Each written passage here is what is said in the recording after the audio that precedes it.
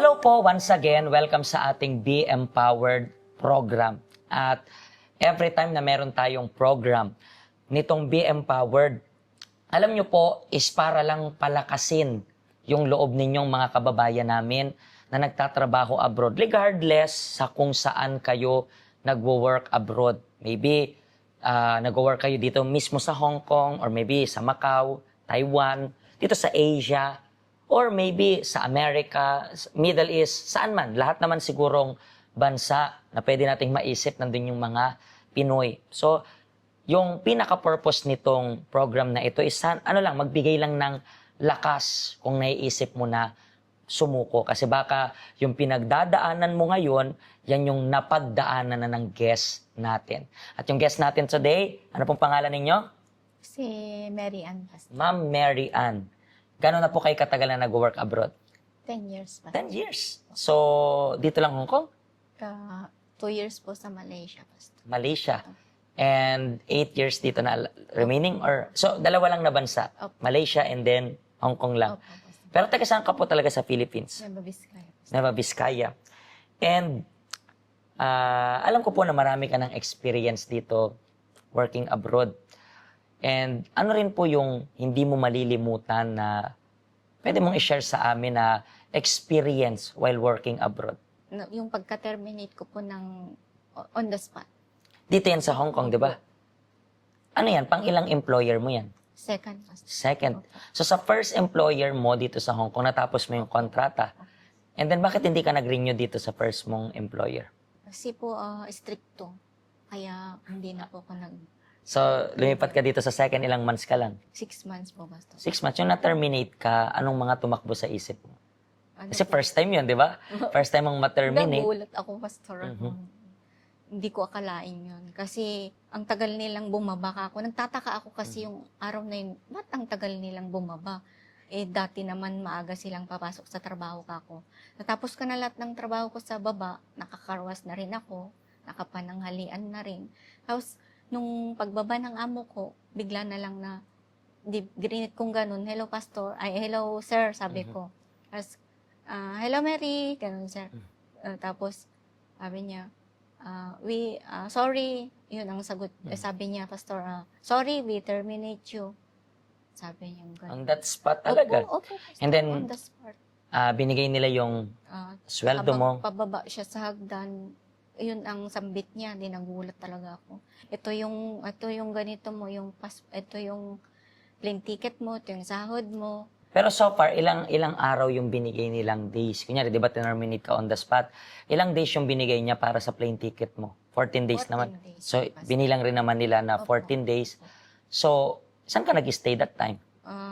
Parang hindi ko alam ang gagawin ko nung araw na yun, pastor, kasi nagulat ako, napaiyak ako. Tinanong ko anong kasalanan ko, bakit ako biglang terminate. We thank you for your work here, gano'n lang, pastor. Yan lang. Pero anong nakasulat dun sa termination letter? Wala rin walang talaga. binigay. Tapos sabi niya, okay, you can pack your things and you can go down. Yun na, So, pastor. that moment Yun, rin. Opo. That moment rin. So, Tapos, parang hindi ko- ano ka niyan? Hindi Parang ko alam. lumilipad yung Opo, utak mo. Hindi ko alam ang gagawin ko nung araw na yan.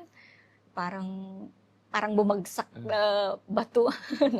Siyempre, ako po yung... Ang bigat nun. Opo. Ikaw yung breadwinner, Opo, di ba? ako po yung So, ano yung mong breadwinner. iniisip niyan? Parang, paano yung gastos?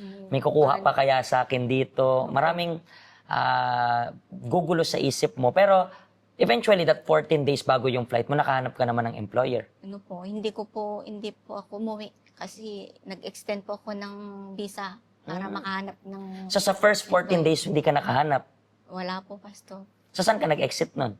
Wala, dito lang, pastor. Dito lang. Opo. Hindi ka ba sumobra nun? Hindi. Nag-extend ng another... Extend lang ng extend. Extend lang ng another 7, parang gano'n, 7 7 days. days, pastor. Hanggang sa nakahanap ka. Tapos, opo, And then yung nakahanap ka, umuwi ka ng Philippines that time? hindi po. Nahanap po ako ng isang kwan dito. Kaya, nagpunta po ako dito sa health center. Health center. Opo. So dito, I really thought na kapag na-terminate dito, kailangan mong umuwi. Hindi ka na umuwi doon that time? Ginamit ko pa po yung extension po na Hindi, naghanap pa yung ng amo. nakakuha ka na ng amo.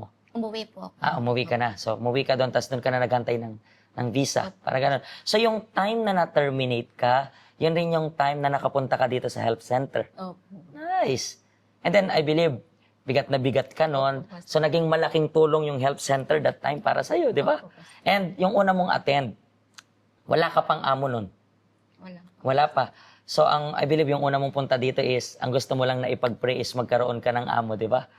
And then, pag-attend mo, afterwards, nagkaroon ka nga ng amo. Naggantay po ako ng interview. Mhm. Tapos talaga po yung last hour, last day na rin ng visa ko yun na pastor. Yung prayer ko dito na kung sino man Lord yung last na mag-interview sa akin, yun na yung Yun na yun. magiging amo ko. So, yun nga yung naging amo Yun mo. po yung naging amo ko. So, umuwi ka ng Philippines, and then, pagbalik mo dito, meron ka ng new amo. Kamusta naman tong naging amo mo na to? Mabait po sila. Yan pa rin yung amo mo until now? Apo. Nice! Yes. So, wow! Kasi gano'n ka nakatagal sa kanya ngayon? Ayan po, 8 years po. 8 years. So, can you imagine that? So, kahit na may mga challenges, like yung sinasabi sa mga tao na hindi ako naniniwala sa mga coincidence, di ba? Parang Opo, pastor. walang nagkataon. Laging merong process yung Diyos. Opo. Imagine mo, sa pinaka-down na sitwasyon ng buhay mo, doon ka rin nakapunta dito sa tahanan ng Diyos, and then, na ibuhos mo yung lahat sa Kanya. And then, nabigyan Kanya ng blessing, and then, itong blessing na to, tuloy-tuloy pa. Opo. Diba? So, I believe na nakita mo agad yung power ng Diyos sa buhay mo. Opo. And, since then, lagi ka nang uma-attend dito, di ba? Opo. Papansin ko, nandito ka ng weekends, nandito ka minsan ng weekdays. Opo. And, kamusta naman yung kalooban mo as of now? Yung kalooban ko po, masaya po, pastor, at malakas. Yan yung kinakailangan natin as an OFW. At yun rin po yung gusto namin mangyari sa inyo, maging malakas kayo. Tingnan nyo po, kayo na nanonood sa akin, siguro as of now, sakto. Kasi siguro inisip mo na, sakto naman. Parehas kami ng kwento. Sabi ko nga, hindi yan coincidence. Napapanood mo to, same kayo ng sitwasyon kasi gusto ka ng Diyos, lumapit sa Kanya. Hindi lumapit para sa religion, para sa church. Lumapit sa Kanya. Ano bang nakikita mo dito? Kay Jesus. Lumapit ka, humingi ka ng tulong, at tutulungan ka ng Panginoon. Bukas po yung ating help center every day. Just visit us, and nandito kami handang tulungan kayo. Hindi namin kayo tutulungan na bibigyan kayo ng amo, no? Hindi ganyan. Pero tutulungan namin kayong ilapit sa Diyos at yung Diyos yung magbibigay ng blessing sa inyo. Maraming salamat po sa pag-share nyo ng story ninyo. Hopefully, makaabot to sa mga taong as of now siguro na-terminate rin. Sa last day, pwede pang kumilos yung Diyos. Di ba? So, pwede pang kumilos yung Diyos para sa inyo. Pagpalain po kayo ng Panginoon.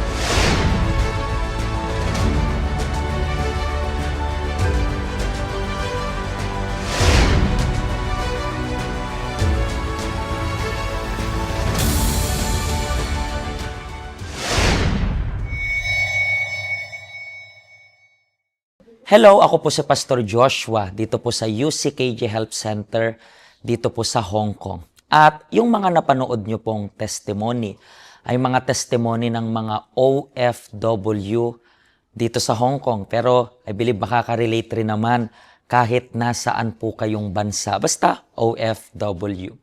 Ang health center po natin ay walang pinipiling religion. Base na rin po sa name, Health Center. Kung kailangan nyo po ng karagdagang information, nandito lang po sa baba lahat ng information na kailangan ninyo.